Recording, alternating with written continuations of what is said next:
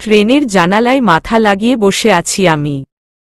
মনে মাঝে আয়াসের জন্য বড্ড ঘৃণা তৈরি হচ্ছে আমার। যেই লোকটা মেয়েদের নিয়ে খেলতে পছন্দ করে সে আর যাই হোক কখনো ভালোবাসতে পারে বলে আমি অন্তত বিশ্বাস করি না।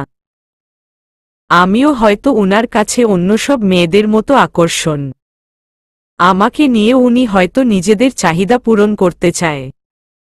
কথাগুলো ভাবতেই গা কাটা দিয়ে উঠল আমার।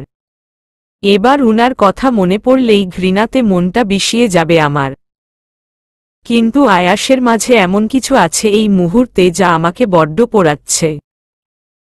কেন এত দোটানা? কেন এত জ্বলছি আমি? চোখের কোণায় পানি চিকচিক করে উঠল আমার। সেটা পড়ার আগেই আমি বাম হাতের পিঠ দিয়ে মুছে নিলাম। নাক টেনে চুপচাপ একটা দীর্ঘ নিঃশ্বাস ফেললাম। হঠাৎ ফর্সা করে একটা গোলগাল মেয়ে এসে তাড়াহুড়ো করে আমার পাশে বসে পড়ল। চোখে তার কিছুটা চিকন ফ্রেমের চশমা। চশমাতে অবশ্য ভালোই লাগছে মেয়েটাকে, বরং চশমা ছাড়া যেন মেয়েটাকে মানাতো না। এসেই মেয়েটা ব্যাগ থেকে পানির বোতল বের করে সিপি খুলে ঢকঢক করে খেতে শুরু করল। দেখে মনে হচ্ছে ট্রেন ধরার তাড়াতে মেয়েটা অনেকটা দৌড়েই চলে এসেছে আর হাঁপিয়ে এসেছে। গোল গোল আঁখি দুটি নিয়ে তাকিয়ে থাকলাম আমি। মেয়েটা মুখে পানি দিয়ে বোতলটা দিয়ে ইশারা করল। আমি নাবোধক মাথা নাড়ালাম। তারপর আবার জানালার দিলে তাকালাম আমি। ট্রেনটা ধীরে ধীরে চলতে শুরু করল। আস্তে আস্তে তার গতি জোরে হল।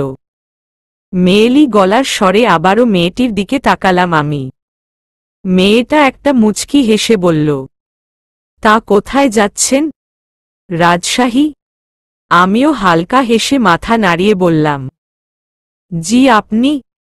আমিও। কিন্তু আমি আমার মামুর বাড়িতে যাচ্ছি। আপনি কি নিজের বাড়িতে? আমি গালে হাত দিয়ে বললাম, হ্যাঁ, আমার নিজের বাড়ি রাজশাহীতে। ঢাকায় পড়াশোনার জন্য থাকি। মেয়েটা চশমা খুলে কাপড় দিয়ে মুছতে মুছতে বলল, যাক একটা সঙ্গী হলো কথা বলার জন্য। আসলে আমি জার্নি করতে গেলে চুপচাপ বসে থাকতে পারি না, বিরক্তকর ফিলিং আসে। আমার সাথে কিন্তু গল্প করতে হবে রাজি? মেয়েটার কথাতে মুখে হাত দিয়ে খিলখিল করে হেসে বললাম, অবশ্যই। আমিও চুপচাপ বসে থাকতে পারি না। আমার কথাতে মেয়েটা আমার কাছে হাত বাড়িয়ে বলল, হ্যালো, আমি তারিন চৌধুরী। আপনি? আমিও ওর সাথে হাত মিলিয়ে বললাম, আমি Anisha Rahman Sabiha. Can we be friends? Of course, why not? সারা রাস্তা গল্পের মধ্যে দিয়ে গেল আমার। মেয়েটা বেশ হাসি ঠাট্টা করতে পারে। আমরা দুজন ভালো বন্ধুর মতোই হয়ে গেলাম। আপনি থেকে আমরা তুমিতে এলাম। সন্ধ্যা সকাল 6টার মধ্যে রাজশাহী এসে পড়লাম আমরা। প্রচণ্ড ঠেলাঠেলির মাঝে কোথায় জানি হারিয়ে গেল তারিন নামক মেয়েটা। কিছুক্ষণ আশেপাশে তাকিয়েও তাকে খুঁজে পেলাম না আমি। কিছুটা হতাশ হলাম। তার ফোন নম্বরও নেওয়া হলো না। মনটা খারাপ করে স্টেশন থেকে বেরিয়ে এলাম আমি। অবশেষে একটা গাড়ি পেয়ে লাগেজ উঠিয়ে বাড়ির দিকে রওনা হলাম আমি। টেবিলে হাত উঁচু করে মাথার চুলগুলো টানছে আয়াস। চোখজোড়া তার ভয়ঙ্কর লাল হয়ে রয়েছে। তার পাশেই চুপচাপ শান্ত ভঙ্গিতে বসে আছে অনির্বাণ। হঠাৎই শান্ত ভঙ্গিতে অনির্বাণ বলে ওঠে, আয়াস, নিজের রাগটা কন্ট্রোল কর। এভাবে রাগ হয়ে বসে থাকলে কি চলে বলতো? আয়াস হাত নামিয়ে হুট করে উঠে দাঁড়িয়ে জোরে বলে ওঠে, রাগ করব না মানে কি? ওই মেয়ে কি শান্ত থাকার মতো কাজ করেছে? ওকে পেলে এই মুহূর্তে যে কি করতাম আমি নিজেই জানি না। হুট করে না জানিয়ে কোথাও যাওয়ার মানে হয়? শুধু একবার হাতে মুঠোয় আসুক, তারপর বুঝতে পারবে এই আয়াস রায়হান কি করতে পারে। অনির্বাণও উঠে দাঁড়িয়ে আয়াসের কাঁধে হাত রেখে বলল, ওয়েট ওয়েট, আচ্ছা ভাবি নিজের বাড়িতে যায়নি তো? অনির্বাণের কথায় আয়াস ভাবন্তক হয়ে একদিনে চেয়ে ভাবতে থাকল। অনির্বাণ আবারও বলে উঠল, দেখ, পুজোর ছুটি প্রায় অনেক কয়েকদিন। হতেই তো পারে যে বাড়ির জন্য মন খারাপ করছিল সেখানে চলে গিয়েছে। তুই বরং মাথা ঠান্ডা করে ভাব। এই বলে নিজের রুমে ফ্রেশ হতে চলে গেল অনির্বাণ। অনির্বাণের কথা শুনে আয়াস একটা দীর্ঘ নিঃশ্বাস ফেলল, চোখ বন্ধ করে নিল। নিজেকে যথাসম্ভব শান্ত করতেই হঠাৎই মনে হল রেস্টুরেন্টের সেই মেয়েটা। সাদা লং জামা, সাদা ওড়না দিয়ে মুখ ঢাকা, পা থেকে মাথা পর্যন্ত আনিশার সাথে বড্ড মিল ছিল। সাথে সাথে চোখ খুলে ফেলল আয়াস। তারপর চিৎকার দিয়ে বলে উঠল, বোকা, বোকা বানিয়ে চলে গেলি আনিশা। এর ফল তোকে ভুগতে হবে। Just wait and see. এবার যদি হবু শ্বশুরবাড়ি থেকে সবার সামনে তোকে তুলে না নিয়ে আসতে পেরেছি তবে আমার নামও আয়াস রায়হান নয়। বাড়িতে আসার সাথে সাথে সবাই ব্যস্ত হয়ে পড়ল আমায় নিয়ে। সবার মুখে হাসি হাসি ভাব। ওদের মুখ দেখেই বুঝতে পারছি ওরা আমাকে কতটা মিস করেছে। আমি তো আম্মুকে ধরে প্রায় কেঁদেই দিলাম। আমার কান্না শুনে আম্মু খানিকটা হাসার ভঙ্গিতে বলে ওঠে, বাহ বাহ, নিজের সিদ্ধান্ত নিয়ে বাপির আশকারা পেয়ে ঢাকায় পড়তে গেলে। কয়েকদিন থাকতে না থাকতে বাড়িতে এসেই কান্নাকাটি শুরু করে দিয়েছ। তাহলে শ্বশুরবাড়িতে গেলে তোমার কি হবে শুনি? আম্মুর কথা শুনে আম্মুর ঘাড় থেকে মাথা উঠিয়ে লজ্জায় এক প্রকার কাচুমাচু হয়ে গেলাম আমি। এরই মাঝে রুষা আমার মাথায় টোকা মেরে বলল, তাড়াতাড়ি দূর হো বাড়ি থেকে, আমি তোর রুমে ট্রান্সফার হব। ওর কথা শুনে রেগেমেগে দাঁত চেপে আমি বলে উঠলাম, খবরদার, আমার রুমের দিকে পা বাড়াবি তো বাড়ি থেকে বিদায় হওয়ার আগেই তোর পা কেটে রেখে তারপর যাব। আমার রুমে তালা দিয়ে চাবিটা আমি নিয়ে চলে যাব। হু।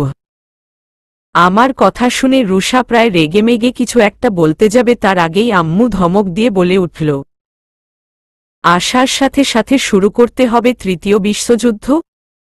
আনিশা, যা তো ফ্রেশ হয়ে আয়, আমি রান্না বসায়। আমি হাতে লাগেজ নিয়ে আম্মুর উদ্দেশ্যে বললাম, বাপি কোথায়? দেখছি না যে। আজ তোর বাপির কিছু ইম্পর্ট্যান্ট কাজ আছে অফিসে, আসতে একটু রাত হবে। এই বলে চলে গেল আম্মু রান্না বসাতে। আমিও লাগেজ নিয়ে নিজের রুমে আসলাম। পিছে পিছে আমার প্রাণপ্রিয় ছোট বোনটাও এলো। তারপর অভিমানী কণ্ঠে বলল, আপি, তুই আমার জন্য কিছু নিয়ে এলি না? ঢাকায় থেকে আসলি আর কিছু নিয়ে আসলি না? আমি স্বাভাবিক কণ্ঠে বললাম, তোর নামে কি নিয়ে আসব? তুই কে? আমার ঘর থেকে বিদায় হতো, আমি ফ্রেশ হব। আমার কথা শুনে মুখ ভেঙচি দিয়ে রুষা বলে উঠল, তোর কপালে বর নাই, থাকলেও ডেভিল বর জুটবে। অভিশাপ দিলাম যা। রুষার অভিশাপ কখনো মিথ্যে হয় না। এই বলে আর এক মুহূর্ত না দাঁড়িয়ে দৌড় দিল রুষা। আমি মুচকি হেসে টাওয়াল হাতে নিয়ে ওয়াশরুমের দিকে পা বাড়ালাম। রাতে বাপির সাথে টেবিলে বসে গল্প করছি আর ডিনার করছি আমি। এতদিন পর যেন নিজেকে অনেক খুশি খুশি লাগছে। খাওয়া শেষ করে আমি উঠতে নিলে বাপি আমার হাত আলতো করে ধরে বলল, আনি মা, একটু তোর বাপির কাছে বসো। বাপির কথা শুনে আমি খানিকটা অবাকই হলাম। সচরাচর বাপি এমন করে না। তবুও হাসি মুখ নিয়ে বাপির পাশে বসে পড়লাম। তারপর শান্ত গলায় বললাম, হ্যাঁ বাপি বলো। বাপি আমার মাথায় হাত বুলিয়ে দিয়ে বললেন, দেখ মা, অনেকটা বড় হয়েছিস তুই। এখন তো তোকে বিয়ে দিতে চেয়েছিলাম না, তবে একজন ভালো পাত্র খোঁজ পেলাম হঠাৎই, তাই ভাবলাম একদিন না একদিন সবাইকেই শ্বশুর বাড়ি যেতে হয়। যদি যোগ্য কেউ হয় তবে তো ভালোই হয়। তাই তোকে না বলে একজন ছেলেপক্ষ ডেকেছি আমি। কথাগুলো বলে থেমে একটু নিঃশ্বাস নিলেন বাপি। বাপির কথাগুলো শুনে আমি স্তব্ধ হয়ে বসে রইলাম। চোখের কোণা দিয়ে এক ফোঁটা পানি হাতে গিয়ে পড়ল। আমি নাক টেনে ফুপিয়ে বললাম, এটা তো কথা ছিল না বাপি। আমি পড়াশোনা শেষ না করে বিয়ে করব না। এতে তো তুমিও সায় দিয়েছিলে। বাপি আমার কান্না দেখে যেন খানিকটা কষ্ট পেলেন। খানিকটা নরম গলায় বলে উঠলেন, পড়াশোনা তো বিয়ের পরেও করা যায়। ওরা বিয়ের পর তোকে নিয়ে আমেরিকা যাবে। সেখানে আরো ভালো লেখাপড়া করতে পারবি তুই। আর দেখা হলেই তো বিয়ে হয়ে যায় না, তাই না? তাই বলছি আগে দেখা কর ছেলের সাথে। তোর ভালো লাগলে বা খারাপ লাগলে আমাকে বলবি। বাপির কথা শুনে আর কিছু বললাম না আমি। কি বলবো? কথাগুলো তো গলার মাঝেই দলা পাকিয়ে যাচ্ছে। কিছু বলতে ইচ্ছে করছে না এই মুহূর্তে। একদিকে একমনে তাকিয়ে আছি আমি। বাপি আমার মাথা আবারও বুলিয়ে দিলেন। এরই মাঝে আম্মু এসে চায়ের ট্রেটা টেবিলে রেখে বাপিকে চা এগিয়ে দিয়ে বললেন, আনিশা, কান্নাকাটি করার কিছু নেই। কালকে পাত্রপক্ষ আসছে। গিয়ে ঘুমিয়ে পড়। আম্মুর কথা শুনে অসহায়ভাবে আম্মুর দিকে তাকালাম আমি। কিন্তু আম্মুর কোনো হেলদোল নেই। আমার দিকে তাকাচ্ছে না পর্যন্ত। ব্যাপারটাই বেশ রাগ হলো আমার। আমাকে তাড়ানো নিয়ে এত তোড়জোড়। তার ওপর আমার দিকে তাকাচ্ছেও না। খুব অভিমান হচ্ছে। চেয়ার থেকে উঠে চলে ধুপধাপ করে নিজের রুমের দিকে পা বাড়ালাম। নিজের রুমে যাওয়ার আগে রুষার রুমের দিকে চোখ যায় আমার। ওর রুমের দরজা হালকা ঠেলে ভিতরের দিকে তাকিয়ে আশেপাশে তাকালাম আমি। ভিতরে ড্রিমলাইট জ্বালিয়ে একাধারে ফোন টিপছে রুষা। একটা হালকা নিঃশ্বাস ফেলে চলে দরজা বন্ধ করে নিজের রুমে ঢুকে পড়লাম। লাইট না জ্বালিয়েই বেডে গিয়ে শুধু ড্রিমলাইট জ্বালিয়ে গা এলিয়ে দিলাম আমি। চোখজোড়া বন্ধ করলাম। এই মুহূর্তে বিয়েতে আমার কোনো মতো নেই। এত তাড়াতাড়ি বিয়ে নামক এই দায়িত্বে জড়িয়ে পড়তে চাই না আমি। কিন্তু বিয়েই আমাকে সেই আয়াসের হাত থেকে মুক্তি দিতে পারে। বিয়েতে যদি আমি মতো দিই তবেই আমি আয়াসের থেকে সারা জীবনের মতো দূরে যেতে পারব। তবে কি আমার বিয়েতে মতো দেওয়া উচিত? হয়তো উচিত। কারণ বাপি নিশ্চয় কোনো খারাপ ছেলের সাথে বিয়ে ঠিক করবে না। জানি না কি করা উচিত। মাথাটা ব্যথা করছে আমার। এসব ভাবনার মাঝে আয়াসের থেকে বাঁচার আশার আলো যেন উকি দিয়ে চলেছে। এমন সময় মনে হলো কেউ আমার পাশে বসল। চোখটা হালকা করে খুললাম আমি। মিটমিটে আলোতে আম্মুর মলিন মুখ দেখতে পেলাম আমি। ভালো করে তাকালাম।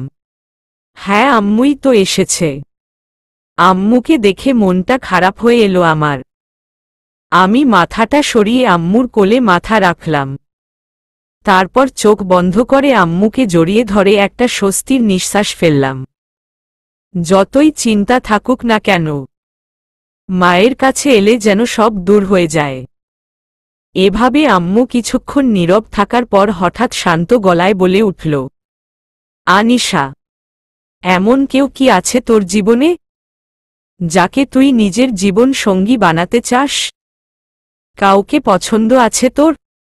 যদি থাকে আমায় বলতে পারিস। আম্মুর কথা শুনে চোখজোড়া খুলে আম্মুর দিকে তাকালাম আমি। আম্মু আমার দিকে এক নজরে তাকিয়ে আছে। আম্মুর মুখে কথাটা শুনে বুকটা টিপটিপ করছে আমার। আমার কোনো উত্তর না পেয়ে আম্মু নিজের পা খানিকটা নাড়িয়ে বলে উঠল, কি হলো? বল, আছে এমন কেউ? আমি আমতা আমতা করে বললাম, না আম্মু, এমন কেউ নেই। আম্মু একটা স্বস্তির কণ্ঠে বলে উঠল, জানতাম, আমার মেয়ে যে তুই। আমরা যেখানে তোর বিয়ে ঠিক করতে চলেছি সেখানে তুই খুব সুখী থাকবি দেখিস। এই বলে মুচকি হাসল আম্মু। আমি আহাম্মকের মতো আম্মুর দিকে তাকিয়ে আছি। জানি না সুখে থাকব কি না, তবে আয়াসের থেকে মুক্তি পাওয়া মানেই সুখী থাকা আমার কাছে। আর যাই হোক, উনার মতো লোকটার কাছে তো নিজেকে ধরা দেওয়া যাবে না, কিছুতেই না। কথাগুলো ভেবে আমি আম্মুকে বললাম, রাত তো অনেক হলো, ঘুমাবে না? আম্মু মাথা নাড়াল। আমি আর কিছু না ভেবে আবারও চোখ বুজে আম্মুর কোলে মাথা গুজে দিলাম। আম্মু আমার মাথার চুল বিলি কেটে দিতে থাকল। একসময় ঘুমের রাজ্যে তলিয়ে গেলাম আমি। সকালে হসপিটালে যাওয়ার জন্য রেডি হচ্ছে আয়াস। যদিও আজ হসপিটালের যাওয়ার কোনোরকম ইচ্ছে তার ছিল না, তবুও অনেকগুলো পেশেন্ট জমা হয়ে গিয়েছে। অ্যাপয়েন্টমেন্ট নিয়েছে অনেকেই। দুজন ইমার্জেন্সি পেশেন্টও নাকি পড়ে আছে, তাই না গেলেই নয়। আকাশী রঙের একটা শার্ট পরে বোতাম লাগাতে ব্যস্ত সে। এমন সময় ফোনের রিংটোনটা লাগাতার শব্দ করে বাজতে থাকল। শার্টের দুটো বোতাম লাগানোর পর সোফায় পড়ে থাকা ফোনটা দেখে ভ্রু কুঁচকে বাম হাতে ফোনটা তুলে নিল সে। স্ক্রিনে থাকা নামটা দেখে চোখমুখ গম্ভীর করে রিসিভ করে কানে ধরে ফোনটা। তারপর গম্ভীর গলায় বলে ওঠে, কাজ হয়েছে? অ্যাড্রেস পেয়েছ? কয়েক সেকেন্ড চুপ থেকে ওপাশে থাকা মানুষটার কথা শোনে আয়াস। তারপর আবারও বলে ওঠে, ইয়েস, তুমি বলো, আমার মনে থাকবে। ওপাশ থেকে কথা বলা মানুষটির কথা মনোযোগ দিয়ে শুনে নেয় আয়াস। তারপর একটা বাঁকা হাসি দিয়ে বলে ওঠে, okay, good job, you will get the money letter. কথাটা বলে কল কেটে দেয় আয়াস। বাকি শার্টের বোতাম লাগিয়ে কাঠের টেবিলের ওপর থাকা নোটপ্যাড আর কলমদানিতে থাকা একটা কলম নিয়ে একটা অ্যাড্রেস লিখে ফেলে সে। লিখা শেষে পেজটা ছিঁড়ে ফেলে সুন্দর করে ভাঁজ করে শার্টের পকেটে সযত্নে রেখে দিয়ে একদিকে তাকিয়ে ভ্রু উঁচিয়ে আয়াস রহস্যময় কণ্ঠে বলে ওঠে, আমি আসছি। Just wait and watch, your psycho lover is coming very soon. তুই শুধুই আমার। হালকা হালকা ঠান্ডার মাঝেও ফুল স্পিডে ফ্যান ছেড়ে দিয়ে কম্বল মুড়ি দিয়ে শুয়ে রয়েছি আমি। ঘুমটা ভেঙেছে প্রায় বেশ কিছুক্ষণ আগে। সত্যি বলতে ওসব পাত্রপক্ষের সামনে হঠাৎই মনে হলো কেউ দরজা খুলে আমার ঘরে প্রবেশ করল। এক চোখ পিটপিট করে তাকিয়ে দেখলাম রুষাকে। ওর হাতে আমার গিফট দেওয়া চকলেটের দুটো বড় বড় প্যাকেট আর হাতে একটা শপিং ব্যাগ, যেটাতে আমি ওর জন্য একটা লং গাউন কিনে রেখেছিলাম। জিনিসগুলো দেখেই আবার খানিকটা নড়েচড়ে গুটিসুটি মেরে শুয়ে রইলাম। রুষা দাঁত কেলিয়ে জানালা থেকে পর্দা সরিয়ে কাঁচ খুলে দিল। সাথে সাথে আলোতে চোখমুখ জড়িয়ে ফেললাম আমি আর বিরক্তিকর কণ্ঠে বললাম, রুশের বাচ্চা, সকাল সকাল এলি ঘুম ভাঙাতে? বাড়িতে 1 মিনিটের জন্যে শান্তি দিবি না তুই? আমার কথা শুনে রুষা আবারও দাঁত কেলিয়ে বলল, আপি, সকাল সকাল কোথায় বলতো? একটু পর বরপক্ষ দেখতে আসবে, আর তুই পড়ে পড়ে ঘুমোচ্ছিস। বরপক্ষ এসে যদি দেখে তুই সদ্য ঘুম থেকে উঠেছিস, মুখ ফুলিয়ে বসে আছিস, তোকে পছন্দ করবে কেউ? ওর কথা শুনে মুখ দিয়ে একটা বিরক্তিকর আওয়াজ করে অন্যদিক ফিরে শুয়ে পড়লাম। এবার ভালো করে মুখ ও কম্বল দিয়ে ঢেকে নিলাম আমি। কিন্তু আমাকে দেখে যেন শান্তিতে থাকতে পারল না রুষা। বেডে বসে আমার দিকে উপর হয়ে কম্বল সজোরে টান দিতেই আমার গা থেকে কম্বল সরে গেল। সাথে সাথে রুষার দিকে চোখ রাঙিয়ে তাকাতেই ও আমার গালে হুট করেই চুমু খেয়ে বসল। অতঃপর হুড়মুড় করে উঠে বসলাম আমি। গালে হাত দিয়ে হতভম্ব হয়ে রুষার দিকে তাকিয়ে থাকলাম। একটু আগে কি হলো আমার সাথে? আমাকে অবাক করে দিয়ে রুষা বলে উঠল, অবাক হওয়ার তেমন কিছু নেই। তুই এতগুলা গিফট নিয়ে এসেছিস, তার জন্য পাপ্পি দিলাম, নয়তো দিতাম না। ওর কথা শুনে স্বাভাবিক হলাম আমি। তারপর বাঁকা চোখে তাকিয়ে কিছু বলতে যাবে তার আগেই আম্মু হাজির হল। আম্মুর হাতে একটা মিষ্টি রঙের জর্জেট শাড়ি আর কিছু গয়না। এটা দেখে আমি ভয় আবারও শুইতে নিলাম তার আগেই রুষা আমাকে জোর করে উঠিয়ে দিল। ওর মাথায় ঠোকা মেরে আম্মুর দিকে তাকালাম।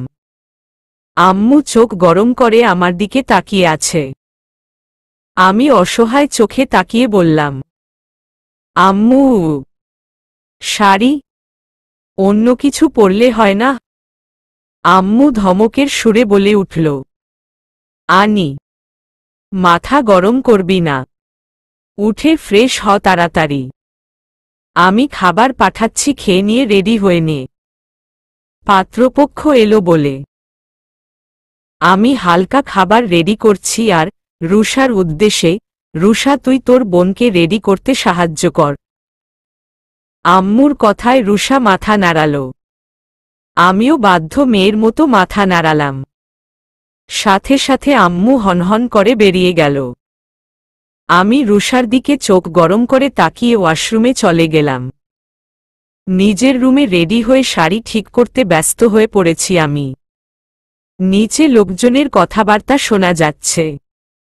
রুষা একটু আগে বলে গেল পাত্রপক্ষ এসে গিয়েছে।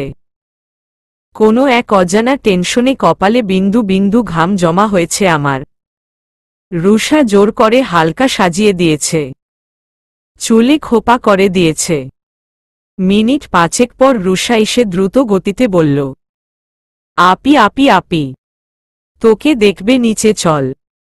আমি হালকা মাথা দুলালাম। তারপর রুষার সাথে নিতেই ফোনটা বেজে উঠল। আমি পিছন ফিরে ফোনটা হাতে নিতেই রুষা হাতে ফোন নিয়ে নিল। আমি ওর দিকে রাগী চোখে তাকালাম, তবুও যেন ওর কোনো ভ্রুক্ষেপ নেই। আমি ধমক দিয়ে বললাম, ফোনটা দে। মেঘা ফোন করেছে হয়তো, ওদের কাউকে বলিনি বাড়ি আসার কথা। কথা বলবো দে। রুষা আমার কথায় পাত্তা না দিয়েই ফোনটা না দেখেই রিসিভ করে কানে ধরে বলল, hello, Rusha Rahman speaking. আপিকে phone দেওয়া যাবে না, আপুকে ছেলে দেখতে এসেছে, সো আপি ব্যস্ত। Okay bye. এই বলে ঠাস করে কলটা কেটে দিল রুষা। আমি রেগেমেগে দাঁত চেপে বললাম, তোকে আমি। পুরোটা আর বলতে পারলাম না। রুষা আমার হাত ধরে এক প্রকার টেনেই নিয়ে বাইরে গেল। পাত্রপক্ষের সামনে যাওয়ার আগে মাথায় কাপড় দিয়ে দিল আম্মু। অতঃপর আমাকে সাথে করে নিয়ে গেল সামনে। ড্রয়িং রুমে পা রাখতেই প্রথমে আমার চোখ পড়ল বাপির দিকে। বাপি হাসিখুশি ভাবে কথা বলছে সবার সাথে। তারপর একটু সাইডে তাকাতেই একটা ফর্সা, লম্বা আর সুন্দর করে ছেলে বসে আছে। মুচকি হেসে সবার সাথে মাথা নাড়িয়ে কথা বলছে। ছেলেটার সাথে কারো চেহারার বড্ড মিল পাচ্ছি আমি। এত না ভেবে চোখ নামিয়ে নিলাম। রুষা আমাকে নিয়ে গিয়ে উনাদের সামনে দাঁড় করাল। আমি সবাইকে সালাম দিলাম। সালাম দিতে দিতে আমার চোখ গেল ওই ছেলেটার দিকে। ছেলেটা ঢ্যাপ ঢ্যাপ করে আমার দিকে তাকিয়ে আছে। সাথে সাথে মাথা নিচু করে নিলাম আমি। এরই মাঝে একজন বয়স্ক মহিলা আমাকে বসতে বললেন। আমি না বসলেও কিছুটা জোর করেই বসালেন উনি। তারপর আমার থুতনি ধরে নাড়িয়ে বললেন, বাহ, চাঁদের টুকরো দেখতে। মুখে সারা পৃথিবীর মায়া জড়ানো। আমার কিন্তু বেশ পছন্দ হয়েছে। কথাগুলো বলে আমার থুতনি ছেড়ে দিলেন মহিলাটি। তারপর আবারও হাসি মুখে বললেন, বাহ অভিষেক, তুই তো দেখছি আনিশার থেকে চোখই সরাতে পারছিস না। অভিষেক নামটি শুনে মাথা উঁচু করে ছেলেটির দিকে তাকালাম আমি। ছেলেটি লজ্জা লজ্জা হাসি নিয়ে তাকিয়ে আছে আমার দিকে। মাথা নিচু করে নিজের কেবিনে বসে আছে আয়াস। চোখজোড়ায় রাগ স্পষ্ট বোঝা যাচ্ছে। মাথার চুলগুলো উস্খুস্কো হয়ে আছে। কপাল ভাঁজ হয়ে আছে তার। ভিতর থেকে রাগের ফোঁস-ফোঁস আওয়াজটা বেরিয়ে আসছে। দাঁতে দাঁত চেপে সে বলে ওঠে, বিয়ে করবে না? বিয়ে করবে? করাচ্ছি তোমায় বিয়ে। একবার শুধু রাজশাহী পৌঁছায় তোমাকে যদি তোমার বাবার সামনে দিয়ে টেনে না নিয়ে আসতে পেরেছি তবে আমার নামও আয়াস রায়হান নয়। That's my challenge. আর ওই পাত্রকেও আমি দেখে নেব। শেষ করে দেব সবকিছু। কথাগুলো বলে নিজের টেবিলে থাকা ফাইলসহ সবকিছু ঝটকা মেরে ফেলে দিল আয়াস। তারপর নিজের মাথার চুল নাড়িয়ে উপরে তুলতে তুলতে টেলিফোনের লাইনে কাউকে ফোন করল সে। তারপর গম্ভীর গলায় বলে উঠল, কাম টু মাই কেবিন। এই বলে লাইন কেটে দিয়ে মাথা নিচু করে বসে থাকল সে। মিনিট দুয়েক পরেই কেবিনের দরজা খোলার শব্দ হল। একটা মিনমিনে মেয়েলি কণ্ঠ ভেসে এলো আয়াসের কানে। May I come in sir? Ayas মাথা উঁচু করে থমথমে গলায় বলে উঠল, ইয়েস কাম ইন। দরজায় দাঁড়িয়ে থাকা নার্সটি ভয় ভয় আয়াসের কেবিনে ঢুকে পড়ল।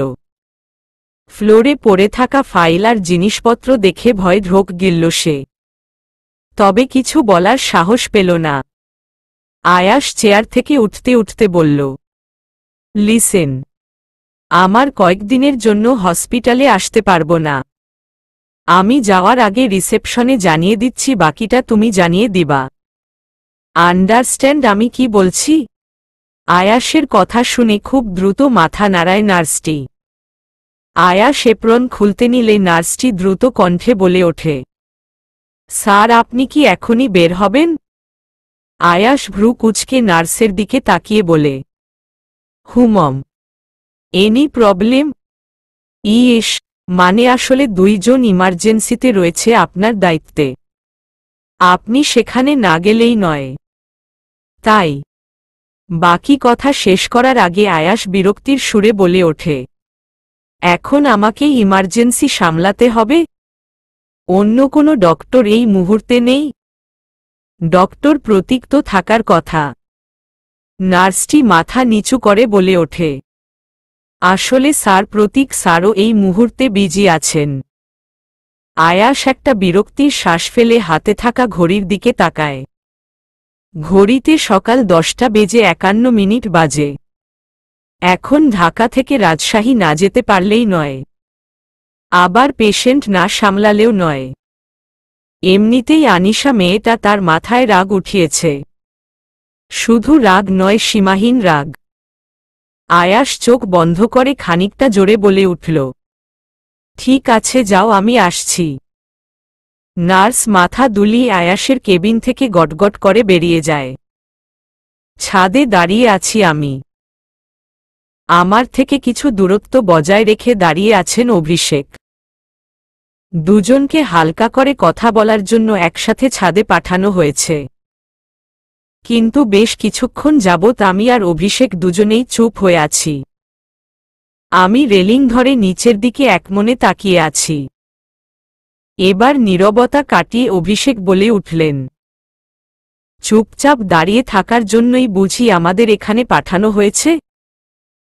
আমি অভিষেকের কথায় ঝটপট করে উনার দিকে তাকালাম।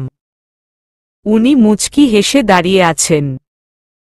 আমি জোর করে মুখে হাসি টেনে চুপচাপ বসে দাঁড়িয়ে থাকলাম। আবারও অভিষেক বললেন, তবুও চুপ কেন? আমি আমতা আমতা করে বললাম, এমনিতেই।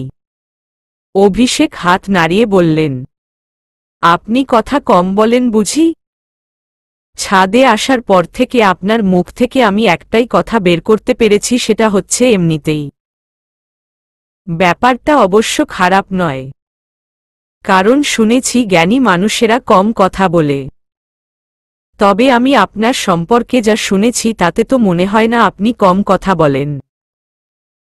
আমার সাথে কথা বলতে মন চাইছে না? আমি অভিষেকের কথা শুনে তড়িঘড়ি করে বলে উঠলাম, এমা না না, সেটা নয় আসলে।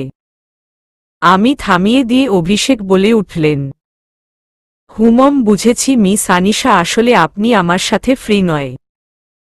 আমি চুপচাপ মাথা নিচু করে দাঁড়িয়ে থাকলাম। উনি একটা হাসি দিলেন আমার নীরবতা দেখে। তারপর অন্যদিকে ঘুরে হাঁটতে হাঁটতে বললেন, তা এইসব ফুলের গাছ আপনার লাগানো? আমি মাথা দুলিয়ে বলে উঠলাম, জি। তারপর আমার দিকে ফিরে তাকালেন অভিষেক। আমার কাছে এসে একটু দূরে দাঁড়িয়ে স্বাভাবিক গলায় বলে উঠলেন, এবার আমি একটা স্বাভাবিক প্রশ্ন করব, যেটা প্রায় সবাই করে থাকে আর কি। লোকটির কথায় জিজ্ঞাসু দৃষ্টিতে তাকালাম আমি।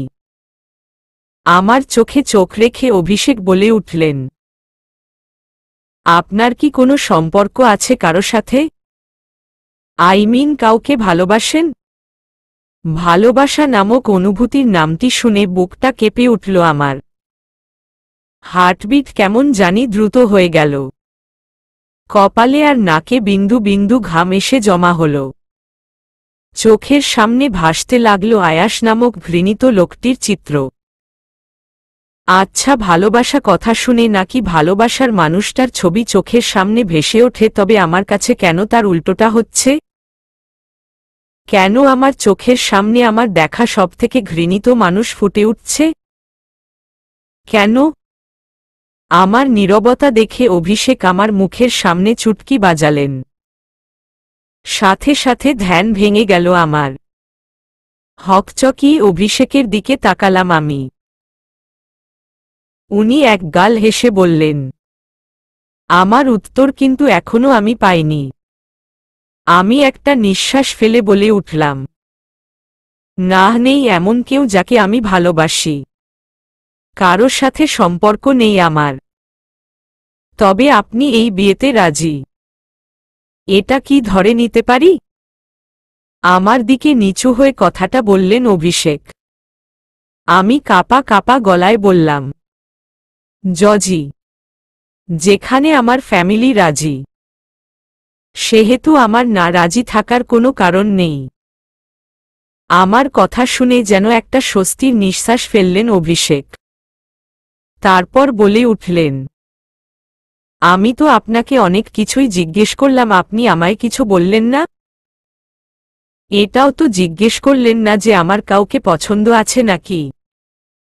অভিষেকের কথায় আমি মুখে মুচকি হাসি ফুটিয়ে বললাম, আমার মনে হয় না আপনার এমন কেউ আছে। থাকলে অবশ্যই আমায় দেখতে আসতেন না। Intelligent girl you are. এই বলে ছাদের রেলিংয়ের দিকে এগিয়ে দিয়ে শক্তভাবে ছাদের রেলিং ধরে উনি শান্ত গলায় বললেন, বাট আমি এই মুহূর্তে একজনকে পছন্দ করে ফেলেছি। তার সাথে আমার ফার্স্ট লাভ অ্যাট সাইড হয়ে গেছে। কিন্তু সে কে তা জানতে চাইবেন না? আমি শান্ত গলায় বললাম, জি বলুন। উনি আমার দিকে ফিরে আমার দিকে একমনে তাকিয়ে বললেন, সে হল আনিশা রহমান সাবিহা। আমি অবাক চোখে তাকাতেই, ইয়েস, আপনি ঠিকই শুনেছেন। আসলে প্রথমেই আপনাকে দেখে হয়তো আমার মনে প্রেম প্রেম ভাবটা চলে এসেছে। হা হা হা।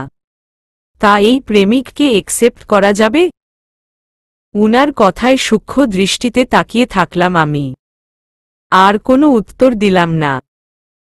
অতঃপর আমার নীরবতা দেখে অভিষেক বললেন, হুমম, বড্ড ভাবন্তক হয়ে গিয়েছেন। আপনার মৌনতাকে কি ধরে নিব বুঝতে পারছি না। এখন উত্তর না পেলেও পরে ঠিকই উত্তর পাব বলে আশা করছি মিস আনিশা। আর উত্তরটাও হ্যাঁ হবে বলেও আশা করছি। সো এখন যাওয়া যাক। আমি মাথা দুলালাম। অভিষেক আমাকে হাত বাড়িয়ে যেতে বললেন। আমি হাসির রেখা টেনে ছাদ থেকে নিচে নামতে শুরু থাকলাম আমি আর অভিষেক। আদৌ কি উত্তরটা কখনো হ্যাঁ হবে? বিকেল প্রায় 5টা। আয়াস অপারেশন থিয়েটার থেকে হনহন করে বেরিয়ে নিজের কেবিনে চলে আসে। একরাশ বিরক্তি নিয়ে হাতে থাকা গ্লাভস আর মুখে থাকা মাস্ক টেনে খুলে ফেলে সে। তারপর ঘড়ির দিকে তাকিয়ে ভার গলায় বলে ওঠে, অলরেডি লেট হয়ে গিয়েছে। নিশ্চয় আনিশাকে পাত্রপক্ষ দেখতে এসেছিল। আর দেখেও গিয়েছে। শিট। হাত ঝাড়ি দিয়ে, বিয়েতে যদি রাজি হয়েছ নিশাপাখি, তোমার যে কি হাল করব তুমি কল্পনাও করতে পারছো না। এই বলে দ্রুত চেঞ্জ করে কেবিন থেকে বেরিয়ে যায় আয়াস। বাড়িতে ফিরতেই চিল্লিয়ে চিল্লিয়ে অনির্বাণকে ডাকতে শুরু করে আয়াস। অনির্বাণ, অনির্বাণ, তাড়াতাড়ি নিচে নাম। It's too late, we have to go. আয়াসের চেঁচামেচিতে অনির্বাণ সহ তামান্না বেগমও নিজের ঘর থেকে বেরিয়ে আসেন। তামান্না বেগম আয়াসের কাছে এসে বলেন, কি হয়েছে আয়াস? কোথায় যাবি? সবে তো ফিরলি। আয়াস দ্রুত গলায় বলে ওঠে, দাদিমা, আজকে রাজশাহী যাচ্ছি। খুব তাড়াতাড়ি ফিরব আমি আর অনির্বাণ। তুমি সাবধানে থেকো। আয়াসের কথা শুনে তামান্না বেগম অবাক হয়ে বলে ওঠেন, রাজশাহী যাচ্ছিস? কেন? কি করতে?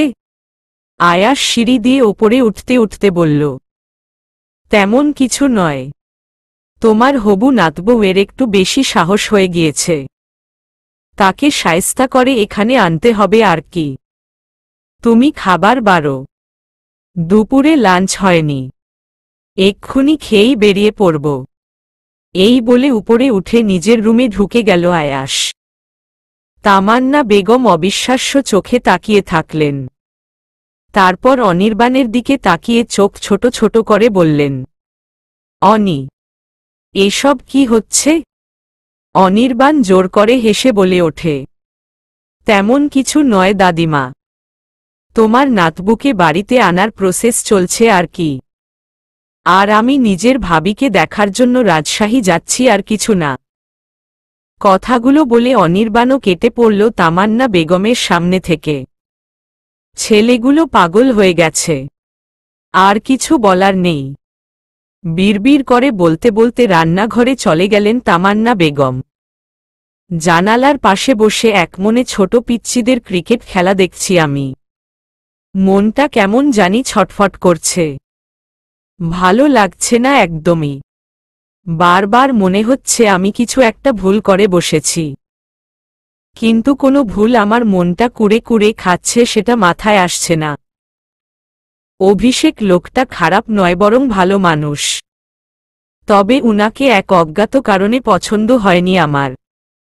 কিন্তু অপছন্দ করার মতো কোনো কারণও খুঁজে পেলাম না আমি। কথাগুলো ভাবতে ভাবতে কারো তীক্ষ্ণ গলা পেয়ে রীতিমতো ভয় চমকে গেলাম আমি।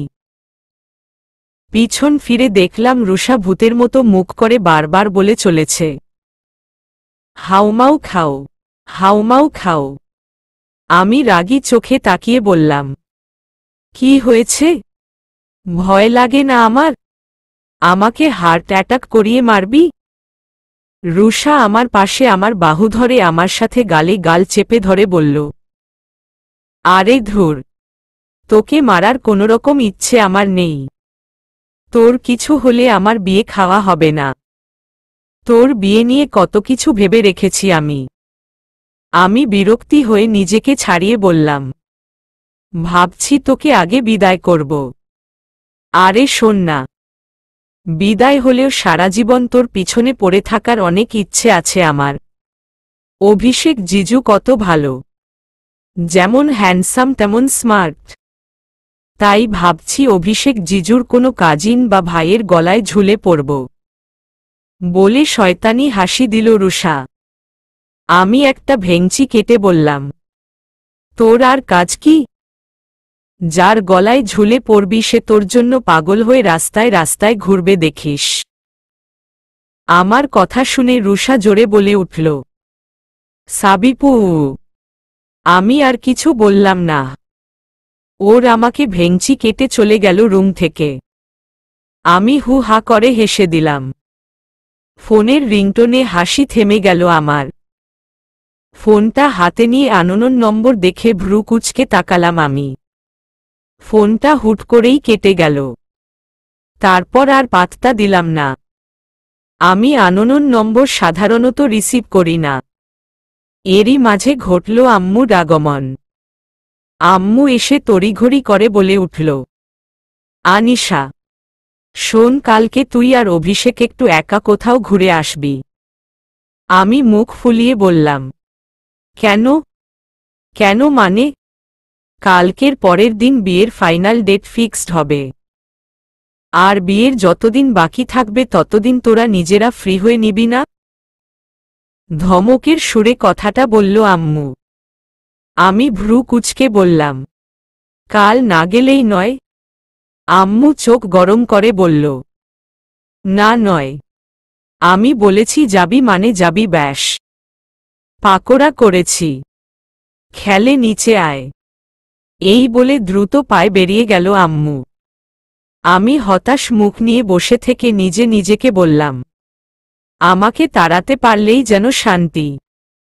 এই বলে নিচে যাওয়ার জন্য উঠে দাঁড়ালাম আমি। সকাল সকাল ডেকে তুলেছে আমায় আম্মু। আমি গাল ফুলিয়ে বসে আছি রেডি হয়ে। অপেক্ষা করছি অভিষেকের। বারবার ঘড়ির দিকে তাকাচ্ছি। হঠাৎই গাড়ির হর্ন বাজায়, ভাবলাম অবশেষে অপেক্ষার অবসান ঘটল। দেরি না করে হাতে পার্স নিয়ে বেরিয়ে গেলাম ঘর থেকে। নিচে নামতে না নামতেই এক চেনা কণ্ঠের চেঁচামেচিতে মেইন দরজায় চোখ পড়ে আমার। সাথে সাথে অবাকের চরম সীমায় পৌঁছে যাই আমি।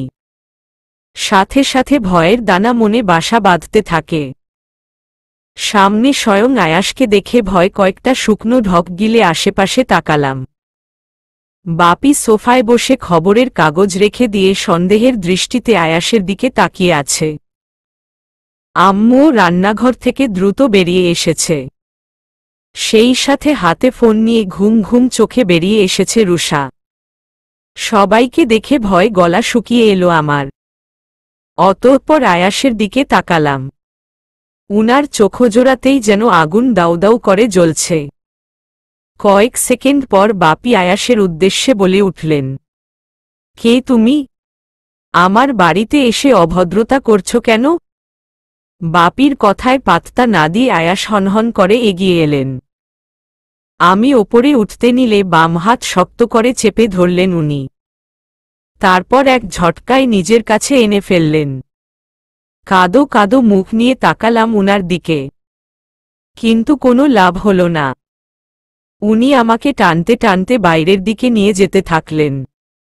তারপর বাপির উদ্দেশ্যে বলে উঠলেন, সরি, আপনাদের মেয়েকে এভাবে নিয়ে যাওয়ার জন্য ইন্টেনশন ছিল না আমার, কিন্তু কিছু করার নেই। পাত্রপক্ষ ডেকে বেশ বর্ষর ভুল করে ফেলেছেন আপনারা। আপনাদের মেয়েকে নিয়ে যাচ্ছি, এই বলে যেতে নিলেন আয়াস। আমি বারবার করে কেঁদে কেঁদে বলে চলেছি আমায় ছেড়ে দিতে, কিন্তু লাভ হল না। বাপি আর আম্মু অনেক কথা বলছেন, কোনো কথা পৌঁছালো না আয়াসের কানে। উনি আমাকে নিয়ে মেইন দরজা পেরোতে যাবে তখনই অভিষেক এসে পড়ে উনার সামনে। সাথে সাথে থেমে যান আয়াস। তপ্ত গলায় আয়াস বলে ওঠেন, অভিষেক। আয়াসের মুখোমুখি অবাক চোখে তাকিয়ে আছেন অভিষেক। যেন অভিষেকের মাথায় আকাশ ভেঙে পড়েছে। আমি একবার অভিষেক আরেকবার আয়াসের দিকে তাকাচ্ছি। কয়েক সেকেন্ডের মাঝেই আয়াসের চোখ লাল হয়ে এলো। বুঝতে সময় লাগল না উনি চরম রেগে গিয়েছেন। এরই মাঝে অভিষেকের কণ্ঠ পেয়ে তার দিকে তাকালাম। উনি কড়া গলায় বলছেন, আয়াস তুই, তাও এখানে? আমার দিকে তাকিয়ে, আনিশাকে ধরে বেঁধে কোথায় নিয়ে যাচ্ছিস? তোর সাহস হয় কি করে আনিশাকে স্পর্শ করার? অভিষেকের কথা শুনে যেন গর্জে উঠলেন আয়াস। চিৎকার দিয়ে বলে উঠলেন, তোর সাহস কি করে হয় আমার সাহস নিয়ে কথা বলার? আর আনিশাকে স্পর্শ করার কথা বলছিস? তো দেখ। কথাটা বলে আয়াস আমাকে টান দিয়ে নিজের কাছে এনে এক হাত দিয়ে জড়িয়ে ধরলেন। নিজেকে ছাড়ানোর বৃথা চেষ্টা করলাম আমি। বাপি বসা থেকে উঠে দাঁড়িয়ে এগিয়ে এলেন এদিকে। সাথে আম্মু আর রুষাও এগিয়ে এলেন। অভিষেক ধমক দিয়ে বলে উঠলেন, হাউ ডেয়ার ইউ? তোর সাহস কি করে হয় আমার উডবি ওয়াইফকে আমার সামনে জড়িয়ে ধরিস? ছাড় ওকে বলছি। এই বলে আমার দিকে এগিয়ে আসতে নেয় অভিষেক। আয়াস সেকেন্ডের জন্য চোখ বন্ধ করে চোখ খুলে আরেক হাত দিয়ে অভিষেকের বুকে হাত দিয়ে আটকায়। তারপর রাগ মিশ্রিত গলায় বলে ওঠেন, ও তো তুই সেই ব্যক্তি যে আনিশাকে দেখতে এসেছিল আর বিয়েও ঠিক করে ফেলেছে? হ্যাঁ হ্যাঁ, আনিশাকে আমার পছন্দ হয়েছে, আর অবশ্যই আমি ওর সাথেই বিয়ে করব। তুই কেন ওকে টেনে হিচড়ে নিয়ে যাচ্ছিস? কে হয় ও তোর? আয়াসের দিকে এক নজর তাকিয়ে কথাটা বলে অভিষেক। আয়াস আমাকে আরো জোরে চেপে ধরে চোখ রাঙিয়ে বলে ওঠে, কে হয় শুনবি? ও আমার সব, ও আমার ভালোবাসা, ও শুধুই আমার। আমি ছাড়া কেউ ওকে স্পর্শ তো দূর, চোখ তুলে তাকাতেও পারবে না। আয়াস আর অভিষেকের কথোপকথন শুনে আমি বুঝতে পারলাম যে ওরা একে অপরকে চেনে।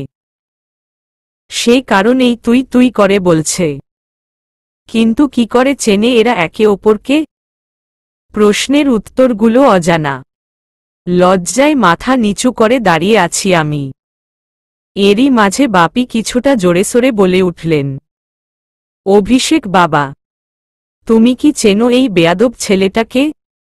আমার মেয়েকে কিভাবে টেনে নিয়ে যাচ্ছে ছেলেটি। ভাগ্যিস তুমি এসেছিলে, নয়তো চলেই যেত আমার মেয়েকে নিয়ে। আয়াসের উদ্দেশ্যে, এই ছেলে আমার আনি মাকে ছেড়ে দাও বলছি। বাপির কথা শুনে বাপির দিকে কাদো কাদো মুখ নিয়ে তাকালাম আমি। আম্মু বলে উঠলেন, আমার মেয়েকে আমার সামনে থেকে কোথাও নিয়ে যাবে না। আনিশা এদিকে আয়। আমি আম্মুর দিকে পা বাড়াতেই আবারও আয়াস আমার হাতটা নিজের শক্ত হাত দিয়ে চেপে ধরলেন। সাথে সাথে চোখমুখ খিচে ফেললাম আমি। অভিষেক আয়াসের দিকে তাকিয়ে দাঁতে দাঁত চেপে বলে উঠলেন, আপনারা চিন্তা করবেন না, আমি থাকতে আনিশাকে কোথাও নিয়ে যেতে পারবে না ও। আয়াস আমার ফুফাতো ভাই হয়। কিন্তু ভাবতেও পারিনি আবারও পছন্দের জিনিস নিতে আবারও চলে আসবে এই ছেলে। ছোট থেকে ওর আমার পছন্দ সবসময় এক ছিল, কিন্তু দুর্ভাগ্য, সবসময় পছন্দের জিনিসগুলো ও এক প্রকার ছিনিয়ে নিয়েছে। এবার তো আমি আমার পছন্দের জিনিস নিতে দেব না তোকে আয়াস। আয়াস ডোন্ট কেয়ার ভাব নিয়ে বলে উঠল, really? For your kind information, Anisha কোনো জিনিস নয় যে তাকে নিয়ে টানাটানি করতে হবে। আর সবথেকে বড় কথা, আনিশা তোর আগে আমার পছন্দের ছিল। সরি, পছন্দের নয়, ওকে আমি ভালোবাসি। আর তুই ওকে পছন্দ করিস। তাহলে ভাব, what is the difference between me and you? আয়াসের কথা শুনে রাগে চোখমুখ লাল হয়ে গেল অভিষেকের। হুট করেই ডানহাত মুঠো করে আয়াসকে ঘুষি মারতে এগিয়ে আসে অভিষেক। সাথে সাথে ভয় চোখমুখ বন্ধ করে ফেলি আমি। কয়েক সেকেন্ড পরে হালকা করে চোখ মেলতেই দেখলাম আয়াস অভিষেকের হাত ধরে মোচড়াচ্ছে। অভিষেকে ব্যথার চোখমুখ খিচে রেখেছে। এই মুহূর্তে সবাই নীরব দর্শক, তার মধ্যে আমিও একজন। রুষা তো হা হয়ে আয়াসকে দেখছে। কিছুক্ষণ পর অভিষেকের হাতটা ছেড়ে দেয় আয়াস। ব্যথায় অভিষেক নিজের হাতটা ঝাড়তে থাকে। এই মুহূর্তে অভিষেকের প্রতি করুণা হচ্ছে আমার। হয়তো আমার জন্যই আজ দুই ভাইয়ের মাঝে এত বিভেদ সৃষ্টি হয়েছে। নিজের প্রতি নিজের ঘেন্না লাগছে আমার। আয়াস একটা ডোন্ট কেয়ার ভাব নিয়ে নিজের হাতের আঙ্গুল গালে বুলিয়ে চোখ গরম করে অভিষেকের দিকে আঙ্গুল তুলে কড়া গলায় বলে ওঠে, তোকে মেরে গুম করে ফেলতে আমার জাস্ট 2 মিনিট লাগবে। Just 2 minute. কিন্তু কি জানিস, তোকে মারলে না আমার সোকল্ড মা বাবা কষ্ট পাবে। তারপর মামি মামাও কষ্ট পাবে, আর তোর জন্য কেউ কষ্ট পাক সেটা আমার সহ্য হবে না। সো আমি তোকে ওয়ার্ন করলাম। এটা তোর জন্য ফার্স্ট অ্যান্ড লাস্ট ওয়ার্নিং। আনিশার দিকে চোখ তুলেও তাকাবি না, নয়তো তোকে এমন নৃশংসভাবে মারব যা দেখে সবার আত্মা কেঁপে উঠবে। কথাটা বলে আমাকে আরো শক্ত করে চেপে ধরে আয়াস। তারপর আরেক হাত দিয়ে অভিষেককে ধাক্কা মেরে সরিয়ে দেয় সে। আমি টেনে হিচড়ে বাইরে 2 ধাপ ফেলতেই একজন বেশ লম্বা চওড়া করে একটা ছেলে এসে হাজির হয় আমাদের সামনে। ছেলেটিকে দেখে থেমে যায় আয়াস। সাথে সাথে থেমে যাই আমি। চোখ গোল গোল করে তাকাই ছেলেটির দিকে। আরে এত সেই ছেলে যাকে আমি সেদিন রেস্টুরেন্টে আয়াসের সঙ্গে দেখেছিলাম। ছেলেটিকে দেখে আয়াস ভ্রু কুঁচকে বলে ওঠে, অনির্বাণ, তোকে তো আমি গাড়িতে বসে থাকতে বলেছিলাম না? নিচে নেমে এলি কেন? অনির্বাণ নামক ছেলেটি বলে উঠল, প্রায় অনেকক্ষণ হয়ে গিয়েছে, তুই এলি না ভাবিকে নিয়ে, তাই ভাবলাম কোনো প্রবলেমে পড়লি কি না, তাই দেখতে এলাম। এই বলে আশেপাশে তাকায় অনির্বাণ। আনিশার ফ্যামিলির দিকে চোখ বুলাতেই একটা হলুদ রঙের কামিজ পরা মেয়েকে দেখে চোখ আটকে গেল তার। মনে মনে একটাই কথা বেরিয়ে এলো, রূপসী। মেয়েটা অসহায় চোখমুখ করে আয়াসের দিকে তাকিয়ে আছে। কে এই রূপসী? অনির্বাণের চোখে আটকে গিয়েছে মেয়েটা। চোখের পলক না ফেলে কয়েক সেকেন্ড অনির্বাণ তাকিয়ে থাকল মেয়েটির দিকে। আয়াসের তীক্ষ্ণ গলায় ধ্যান ভেঙে কিছুটা হকচকিয়ে তাকায় অনির্বাণ। আয়াস বলে ওঠে, কি হলো, দাঁড়িয়ে আছিস কেন? চল। অনির্বাণ রুষার দিকে তাকিয়ে মাথা দুলায়।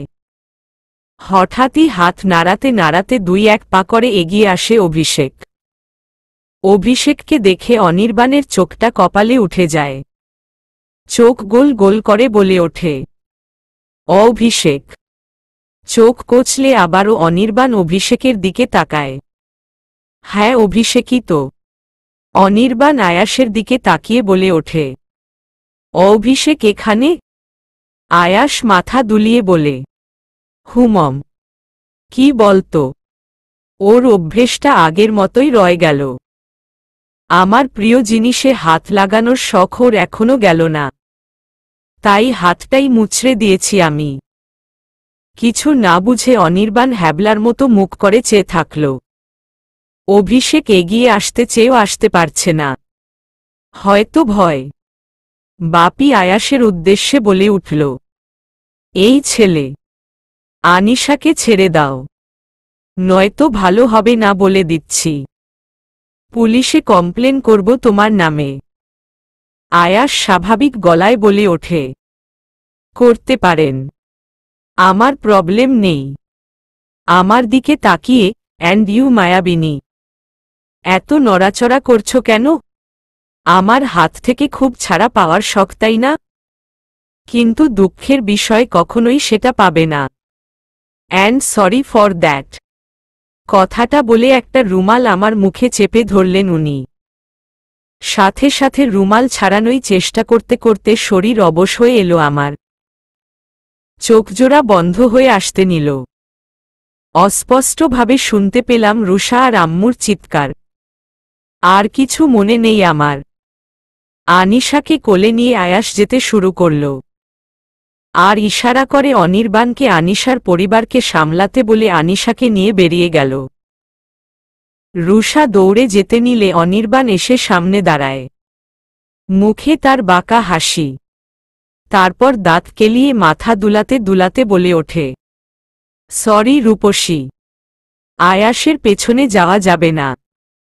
এখন আয়াস ভাবিকে নিয়ে। কথাটা বলে শীষ ফুটিয়ে হাত দিয়ে ইশারা করে মাথা নাড়াতে নাড়াতে পিছন ফিরে হাঁটতে শুরু করল। কয়েক ধাপ হেঁটে যেতেই আবারও পেছনে ফিরে তাকিয়ে সে বলে উঠল, আবারও দেখা হবে রূপসী।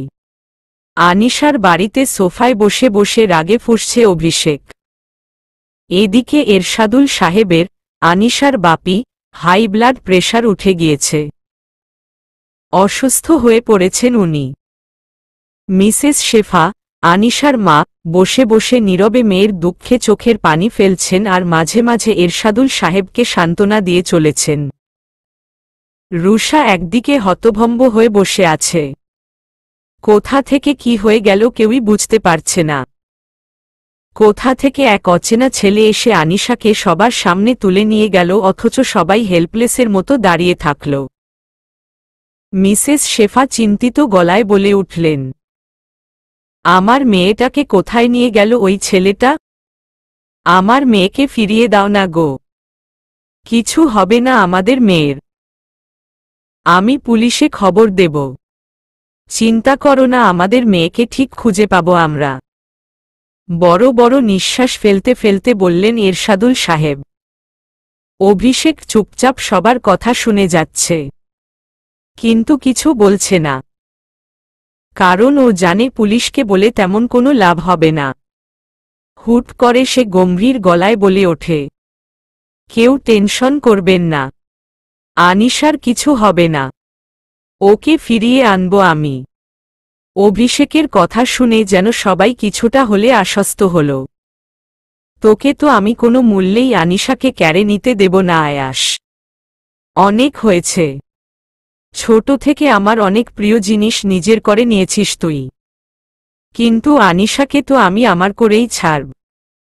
বিড়বিড় করে কথাগুলো বলে ওঠে অভিষেক। পাতা পড়া হালকা পানির ছিটাতে চোখমুখ জড়িয়ে এলো আমার। কোনোমতে হাত দিয়ে মুখ থেকে পানি মুছে চোখ খোলার চেষ্টা করলাম আমি।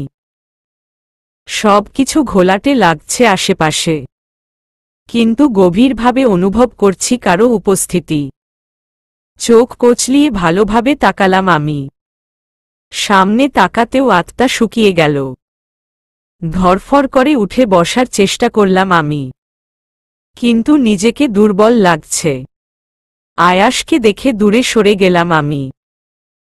আয়াস আমার কাছে এগিয়ে এসে আমার দিকে কিছুটা হেলে এক হাত দিয়ে আমার দুটো গাল জোরে চেপে ধরে ধমক দিয়ে বলে উঠলেন, খুব শখ না বিয়ে করার? তো চল তোর বিয়ে করার শখটা পূরণ করি। ভয় ভয় দ্রুত মাথা ঝাঁকিয়ে না করি আমি। অতঃপর উনি আমাকে ধরে ঝাঁকিয়ে বলে উঠলেন, ভুল করেছিস, খুব বড় ভুল করেছিস এই আয়াসকে বোকা বানিয়ে। তোকে ভালোবেসে নিজের বাহুডোরে যত্নের সাথে রাখতে চেয়েছি আমি, কিন্তু তুই কি করলি আমার সাথে? ওই অভিষেকের সাথে বিয়ের জন্য রাজি হয়ে গেলি। ওই অভিষেককে তো আমি ছাড়বি না, আর তোকেও বিয়েতে রাজি হওয়ার শাস্তি পেতে হবে। আমি চোখ বন্ধ করে কাঁপতে কাঁপতে বললাম, আমাকে ছেড়ে দিন প্লিজ, আমি বাপির কাছে যাব। কেন বুঝছেন না, আপনাকে আমি ঘৃণা করি, ভালোবাসি না আমি আপনাকে। আমার কথা শুনে আমাকে ধাক্কা দিয়ে বিছানায় ফেলে দিলেন আয়াস। তারপর আমার হাত বিছানার সাথে চেপে ধরলেন উনি।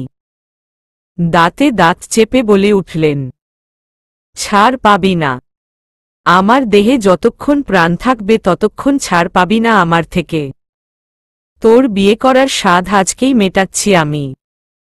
এই বলে আমাকে ছেড়ে দিয়ে সোজা হয়ে উঠে দাঁড়ালেন উনি। আমিও উঠে বসলাম। আয়াস পকেট থেকে সিগারেটের একটা প্যাকেট বের করলেন আর সাথে লাইটার। আমি ভয়ে ভয়ে তাকিয়ে আছি উনার দিকে। চোখ সরিয়ে দরজার দিকে তাকালাম। দরজাও লক করা।